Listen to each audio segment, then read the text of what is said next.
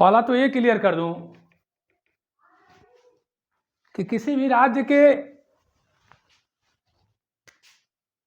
पहले वीडियो में,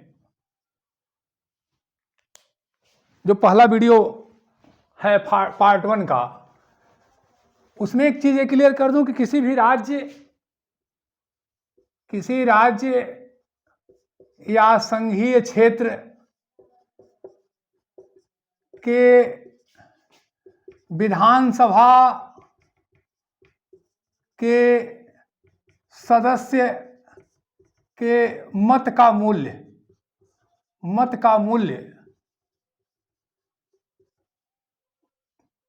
कैसे निकलता है। तो राज्य की जनसंख्या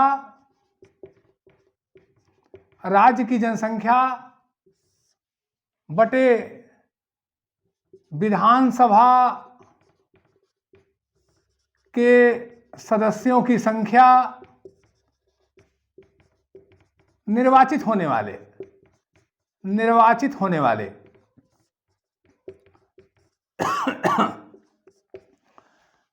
भागा 1000। ये पहले वीडियो में थोड़ा आपसे मेरा अनुरोध है, सुधार कर लीजिएगा अगर कोई दिक्कत होगी, कि राष्ट्रपति का जब चुनाव होता है उसमें किसी राज्य या संघीय क्षेत्र के विधानसभा के सदस्य का जो मूल्य होता है उस राज्य की जनसंख्या बटे विधानसभा में निर्वाचित होने वाले सदस्यों की संख्या से भाग देना है। जो आता है उसमें 1000 से भाग देना है, और यदि भागफल 500 से ज्यादा आता है, 500 या 500 से ज्यादा, तो एक जुड़ जाता है। तो ये आप उसमें जोड़ दीजिएगा, देख लीजिएगा कि किसी राज्य या संघीय क्षेत्र के विधानसभा के सदस्य के मत का मूल्य राज्य की जनसंख्या 1971 की जनगणना के अनुसार, 1971 की जनगणना, ये भी ध्यान देना है, बटे विधानसभा के सदस्यों की संख्या जो निर्वाचित होते हैं उसमें 1000 से भाग देना है। जो भागफल आ रहा है, अगर वो बांटने के बाद 500 या उससे अधिक है तो जो भागफल है उसमें 1 जुड़ जाएगा। ये मैं सोचा कि थोड़ा क्लियर कर दूं। अब आता है कि राष्ट्रपति के संकटकालीन शक्तियां। राष्ट्रपति के संकटकालीन शक्तियां, तो भारत के संविधान के अनुसार राष्ट्रपति की संकटकालीन शक्तियों का वर्णन है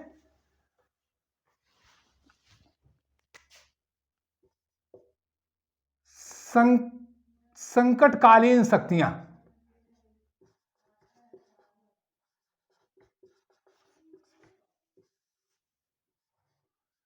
संकटकालीन शक्तियां, और पहला है अनुच्छेद 352, 352।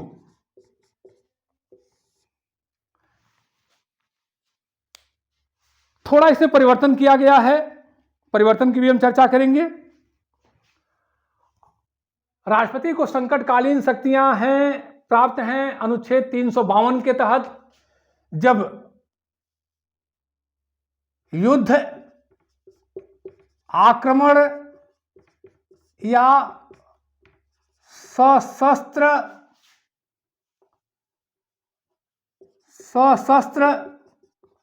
विद्रोह की स्थिति में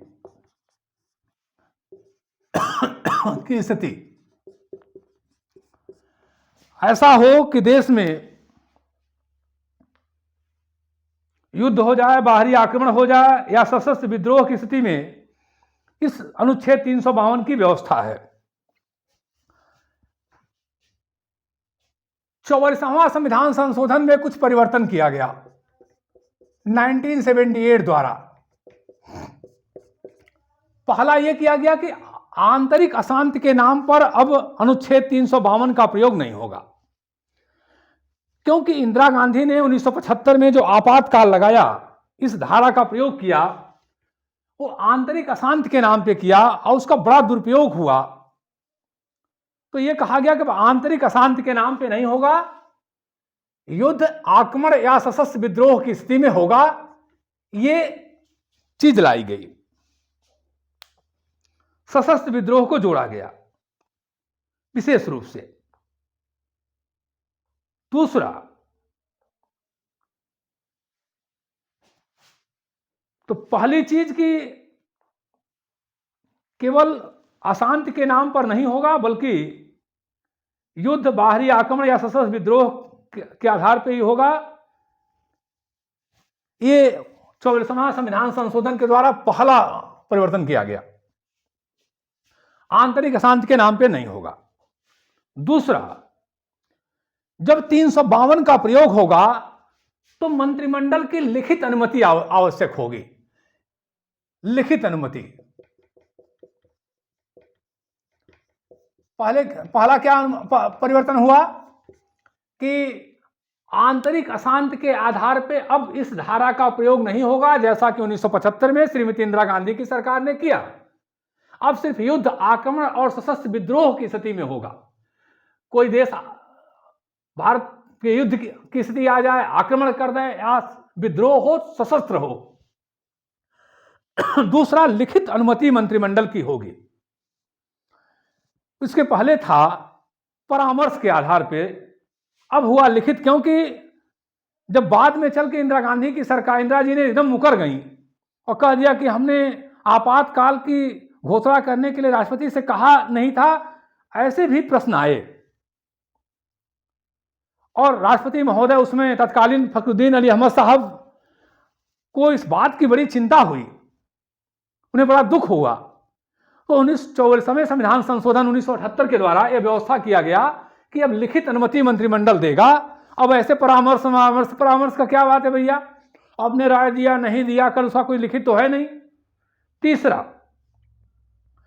कि घोषणा से 1 माह के अंदर संसद के दोनों सदनों द्वारा, संसद के अलग अलग सदनों द्वारा कुल बहुमत तथा उपस्थित एवं मतदान करने वाले सदस्यों के 2/3 बहुमत द्वारा, संसद के कुल बहुमत दोनों सदनों द्वारा तथा उपस्थित एवं मतदान करने वाले सदस्यों के 2/3 बहुमत से इसकी स्वीकृति रखनी होगी, जो 6 माह के लिए चलेगी। 6 माह। 6 माह के बाद संसद चाहे तो इसे आगे भी बढ़ा सकती है, लेकिन एक बार में सिर्फ 6 माह के लिए। अगला स्थिति,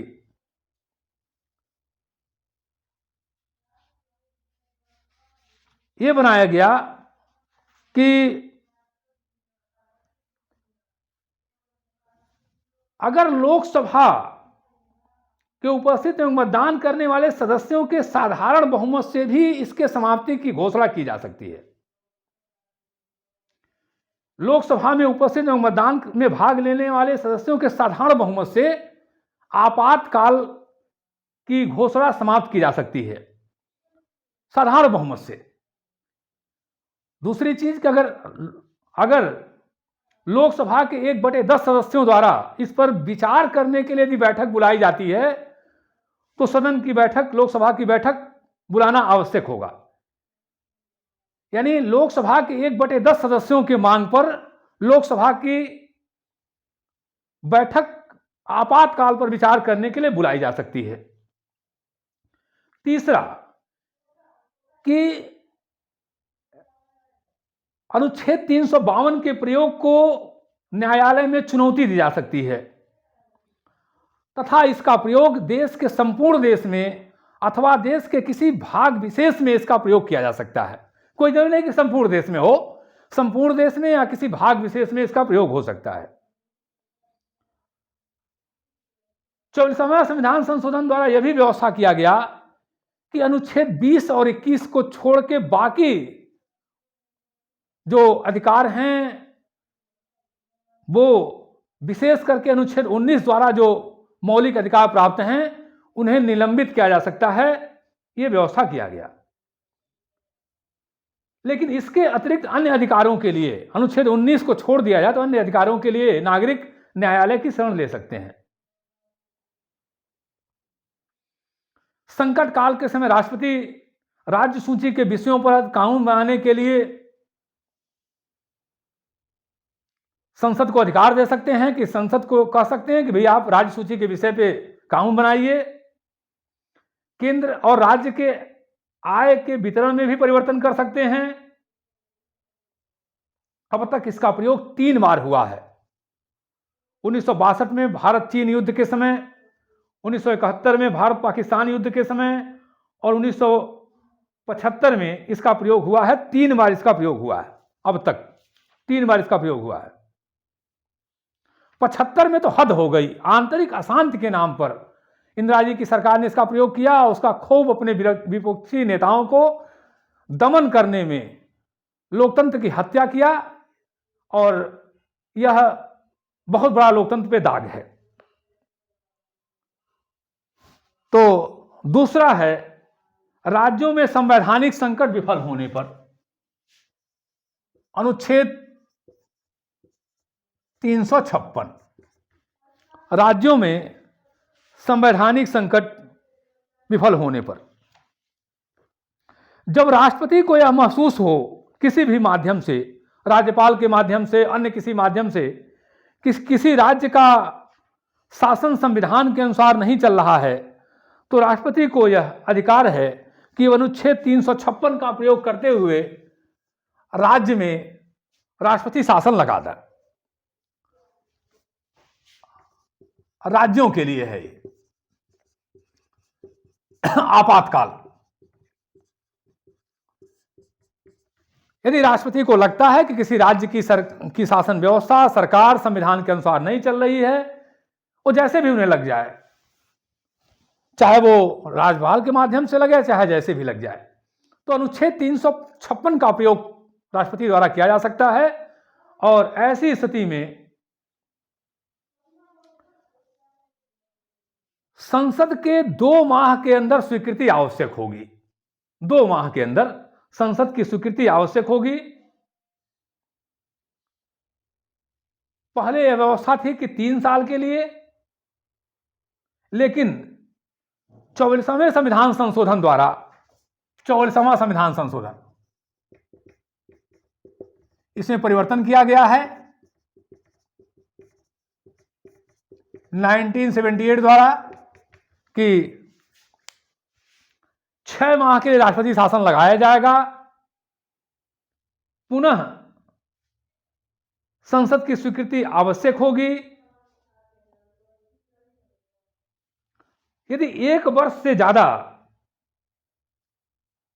राष्ट्रपति शासन लगाना है तो या तो देश में आर्टिकल 352 के अंतर्गत आपातकाल लगा हो, अथवा चुनाव आयोग यह निश्चित कर दे कि राज्य में चुनाव कराना संभव नहीं है, तब जाकर के 356 1 वर्ष से ज्यादा लगाया जा सकता है। परंतु इसकी जो अधिकतम अवधि है वो 3 साल है। अधिकतम अवधि 3 साल है। 3 साल से ज्यादा नहीं लगाया जा सकता है। राष्ट्रपति राज्यपाल सहित किसी भी अधिकारी के, राज्य के अधिकारी के शक्तियों को अपने हाथ में ले सकते हैं। माननीय हाई कोर्ट को छोड़ करके, न्यायालय की शक्ति को छोड़ के अन्य शक्तियों को अपने हाथ में ले सकते हैं। आर्टिकल 19 के अंतर्गत जो मौलिक अधिकारों में स्वतंत्रता है उस पर रोक लगाई जा सकती है। और भारत में इसका प्रयोग बहुत ज्यादा किया गया है, बहुत किया गया है। सबसे ज्यादा इसका प्रयोग दुरुपयोग किया गया है। उपयोग कम, दुरुपयोग बहुत ज्यादा किया गया है। अपने विरोधी सरकारों को हटाने, तंग करने, बार बार इसका प्रयोग किया गया है। इस सरकार, हर सरकारों, खास करके कांग्रेस सरकारों ने तो हद कर दिया। 356 का दुरुपयोग इतना किया गया। अब तीसरा है कि अनुच्छेद 360 वित्तीय आपातकाल। वित्तीय आपातकाल, अनुच्छेद 360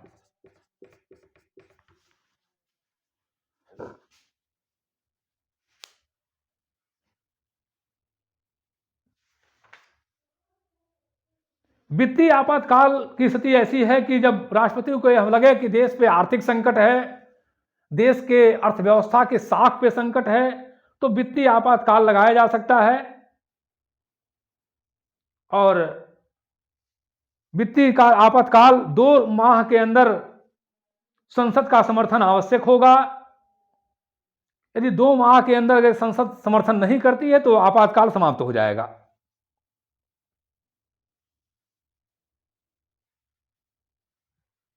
वित्तीय आपातकाल में राष्ट्रपति महोदय संघ राज्य सरकारों के अधिकारियों के वेतन में, इसमें माननीय सुप्रीम कोर्ट, हाई कोर्ट के न्यायाधीश भी शामिल हैं, उनमें कमी किया जा सकता है। राष्ट्रपति द्वारा इस बात के लिए बाध्य किया जा सकता है कि राज्य के समस्त वित्त विधेयक उसकी स्वीकृति के लिए प्रस्तुत किए जाएं। संघ की कार्यकारी राज्य की कार्यकारी को शासन संबंधी आवश्यक निर्देश दे सकती है। राष्ट्रपति केंद्र राज्य के वित्तीय धन संबंधी बंटवारों में आवश्यक परिवर्तन कर सकते हैं। परंतु अच्छी बात यह रही कि अभी तक भारत में वित्तीय आपातकाल लागू होने की स्थिति नहीं आई है।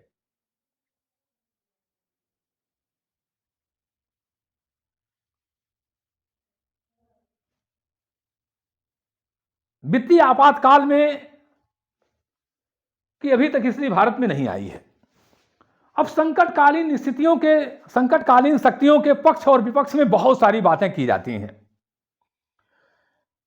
विपक्ष में कहा जाता है कि राष्ट्रपति अधिनायक बन सकता है, मनमानापन प्रयोग कर सकता है, संघीय व्यवस्था भंग हो सकती है, विरोधी दलों का दमन होता है। सही है कि विरोधी दलों का बहुत दमन किया गया, अनुच्छेद 356 का दुरुपयोग किया गया, अनुच्छेद 352 का भी दुरुपयोग किया गया था 1975 में, लेकिन अब नहीं कर पाएंगे क्योंकि अब आंतरिक अशांति के नाम पर आपातकाल नहीं लगाया जा सकता है। मौलिक अधिकारों को हटा दिया जाता है, ये भी आरोप लगते हैं। ये सब बहुत आरोप हैं, लेकिन संकटकालीन शक्तियों के पक्ष में अगर हम देखें तो राष्ट्रपति तानाशाह नहीं बन सकता है, क्योंकि अब मंत्रिमंडल के लिखित परामर्श पे लगाया जाएगा। राज्यों में 3 वर्ष से अधिक किसी कीमत पे नहीं लगाया जा सकता है। 352 को 1 माह के अंदर राज्य संसद का समर्थन आवश्यक होगा, विशेष समर्थन, विशेष बहुमत। वास्तव में युद्ध वगैरह की स्थिति को देखते हुए ऐसी व्यवस्था किया गया। रही बात नागरिक अधिकारों को, तो हमारे संविधान निर्माता यह जानते थे कि देश की सुरक्षा का संकट नागरिक अधिकारों से ज्यादा महत्वपूर्ण है। उस नाते उन्होंने 356 या आपातकाल की व्यवस्था किया। अब सवाल उठता है कि राष्ट्रपति की वास्तविक स्थिति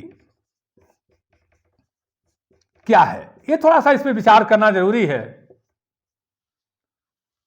कि राष्ट्रपति की वास्तविक स्थिति क्या है।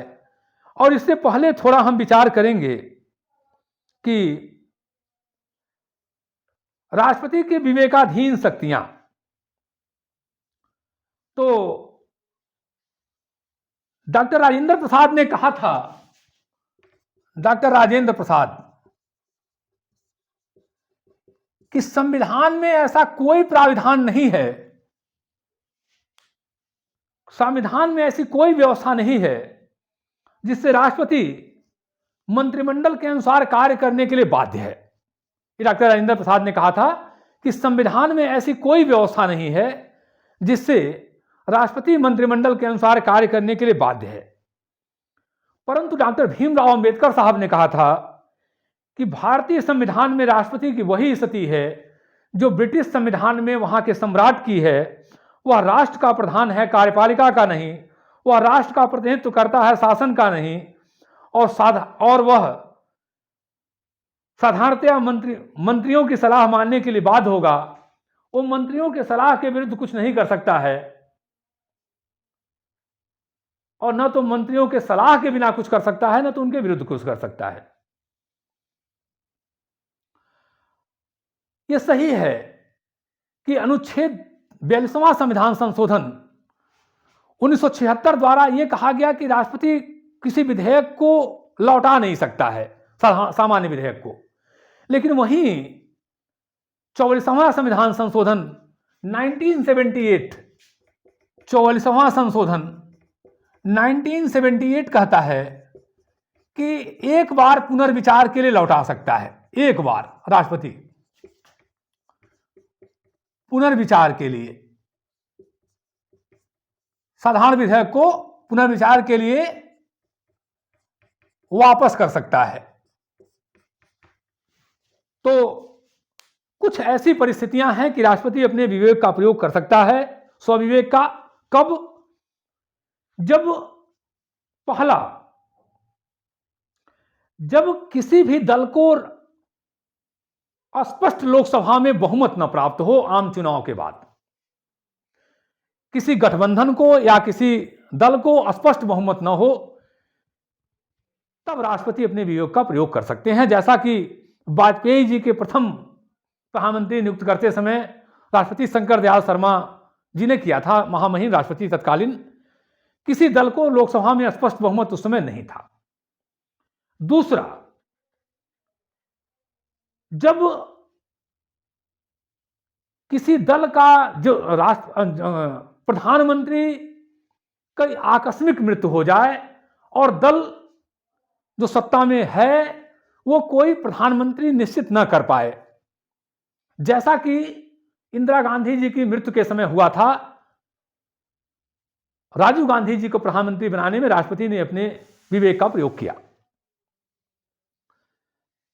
और स्थितियां होंगी, ऐसी बनती हैं। चौधरी चरण सिंह जी को प्रधानमंत्री बनाने में जब मोरारजी देसाई की सरकार ने त्यागपत्र दिया, राष्ट्रपति ने अपने विवेक का प्रयोग किया। बीपी सिंह सरकार के त्यागपत्र के बाद चंद्रशेखर जी को प्रधानमंत्री बनाने में राष्ट्रपति ने अपने विवेक का प्रयोग किया।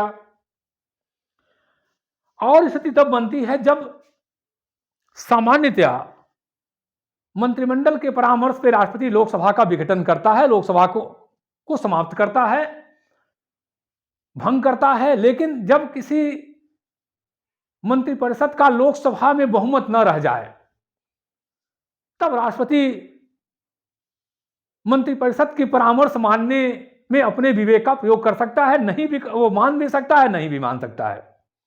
या किसी मंत्रिपरिषद के विरुद्ध अविश्वास प्रस्ताव पास हो जाए तो राष्ट्रपति ऐसे मंत्रिपरिषद की सिफारिश मानने के लिए बाध्य नहीं है। या कभी कभी ऐसा हो कि कोई मंत्रिपरिषद लोकसभा में अपना बहुमत खो दे और त्यागपत्र न दे,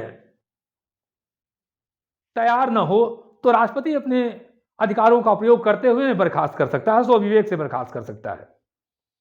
इसके साथ साथ कुछ ऐसी स्थितियां आती हैं जब कोई विधेयक संसद से पास होकर राष्ट्रपति के पास जाए तो राष्ट्रपति उसे पुनर्विचार के लिए लौटा दे या पॉकेट वीटो का प्रयोग करे, जैसा कि ज्ञानी जैल सिंह ने किया 1986 में नागरिक संशोधन विधेयक को लेकर के। ऐसी स्थितियों में राष्ट्रपति अपने विवेक का प्रयोग कर सकता है। अब सवाल उठता है कि वास्तव में व्यवहार में भारत के राष्ट्रपति की क्या स्थिति रही।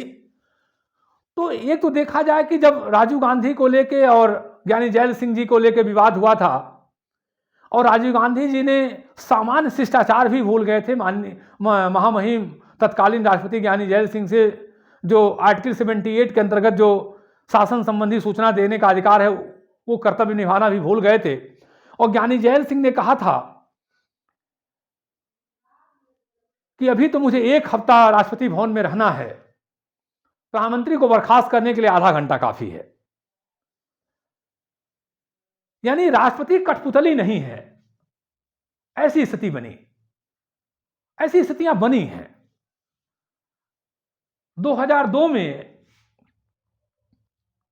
भारत के तत्कालीन राष्ट्रपति एपीजे कलाम साहब ने चुनाव सुधार अध्यादेश को मंत्रिमंडल को जो पुनर्विचार के लिए लौटाया, यह स्पष्ट कर दिया कि राष्ट्रपति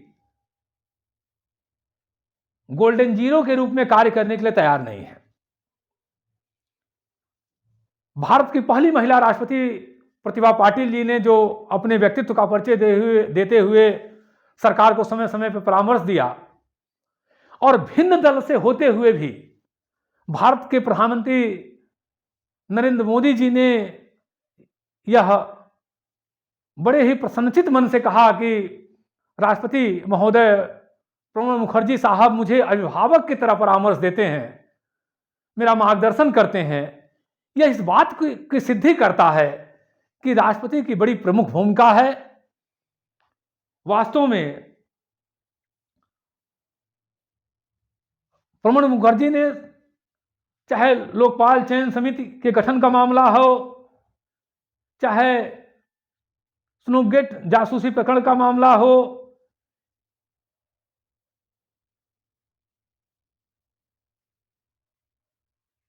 उसमें राष्ट्रपति महोदय ने अपनी अपनी भूमिका का बड़ा ही अच्छा अवसर निभाया। मनमोहन सिंह का जी का समय रहा हो, चाहे प्रणब मुखर्जी जी का समय रहा हो, सभी राष्ट्रपति ने अपने अपने भूमिका को, संबंधों को, विपक्ष की सरकारों में भी मनमोहन सिंह जी के साथ प्रणब मुखर्जी जी के संबंध अच्छे हैं तो भाई कहा जाएगा एक दल के हैं, लेकिन नरेंद्र मोदी जी के साथ जो उनके संबंध, जो मार्गदर्शन, जो वो खुद उन्होंने स्वीकार किया, वो वास्तव में राष्ट्रपति की भूमिका बड़ी ही महत्वपूर्ण रही है। यह सही है कि राष्ट्रपति के सभी निर्णय मंत्रिमंडल के निर्णय होते हैं। डॉक्टर राजेंद्र प्रसाद जी ने अपनी आत्मकथा में लिखा है कि सारे राज्यपालों की नियुक्ति मैं करता हूं, लेकिन कौन किस राज्य का राज्यपाल है यह मुझे तब मालूम होता है जब मैं सुबह का पेपर पढ़ता हूं। कभी भारत के राष्ट्रपति ने और प्रधानमंत्री का जो आपसी संबंध रहे बहुत अच्छे रहे। कभी कभी विवाद हुए, समान आचार संहिता को लेकर के नेहरू जी और राजेंद्र प्रसाद जी के समय विवाद आया, ज्यादा विवाद आया ज्ञानी जैल सिंह और राजीव गांधी जी के समय, अंतिम समयों में ज्ञानी जैल सिंह जी के टाइम का। लेकिन अगर हम सब कुछ देखें तो यह स्पष्ट है कि राष्ट्रपति की भूमिका भारतवर्ष में बड़ी महत्वपूर्ण है। उनका पद शक्ति का नहीं सम्मान का प्रतीक है।